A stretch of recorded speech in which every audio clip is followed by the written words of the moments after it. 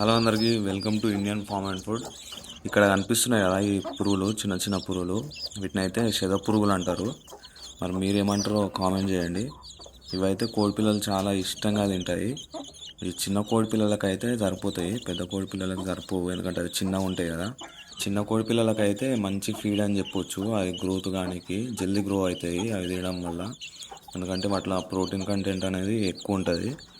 So ఇవి ఎలా తయారు చేసుకోవాలనేది చెప్తా, లాస్ట్ వరకు చూడండి. ఇవి తయారు చేసుకోవడానికి ₹1 కూడా ఇన్వెస్ట్మెంట్ ఉండదు. జస్ట్ మనం కొన్ని కట్టెలు తెచ్చుకుంటే సరిపోతుంది.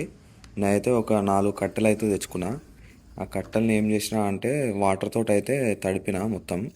ఆ వాటర్ తోటి తడిపిన తర్వాత ఇప్పుడు అక్కడ పచ్చి ఉన్న నేల ఉంటుంది కదా, ఈ కట్టెలు పట్టేంత సైజు వరకు మనం గుంతనైతే వేసుకోవాలి. ఆ కట్టెలు ఒక 70% అయితే లోపలికి ఉండాలి.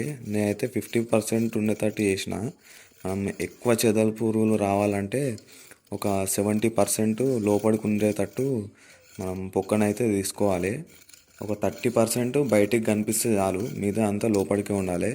అప్పుడు చెద పురుగులు అనేది ఎక్కువ వస్తాయి. ఇట్లా తవ్వుకున్న తర్వాత ఈ కట్టెలను అయితే అందులో పెట్టేసి వాటి మీదనైతే మట్టి కప్పేసుకోవాలి. ఆ మట్టి కప్పేసుకున్నాక మనం రోజు ఏం చేయాలంటే దీన్ని తడి చేయాలి. మనం ఆ తడిగా ఉంటేనే ఆ చెద పురుగులు అనేది ఎక్కువ వస్తాయి, అలాగే లావ్ అవుతాయి. సో మనం రోజు పొద్దున ఒకసారి తడుపుకున్నాం అనుకో సరిపోతుంది.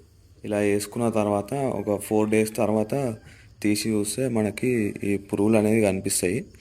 ఇంకా ఒక 5-6 days అయితే అవి కొంచెం లావు కూడా అవుతాయి. సో మనం మెయిన్ ఏం చేయాలంటే డైలీ దానిది తడి ఉండేటట్టు చూసుకోవాలి. అప్పుడే జర పురుగులు అనేటివి లావుగా అయితే ఎక్కువ కూడా వస్తాయి.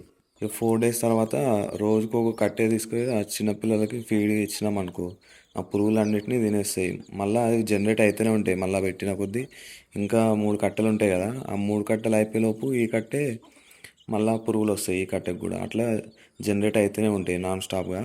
దీనికైతే ₹1 కూడా ఖర్చు పెట్టని అవసరం లేదు. జస్ట్ రోజు పొద్దున వాటిని తడుపుకుంటే సరిపోతుంది.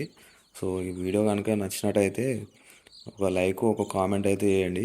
అలాగే ఎవరైనా కొత్తగా ఛానల్కి వస్తే ఛానల్ని సబ్స్క్రైబ్ చేసుకోండి.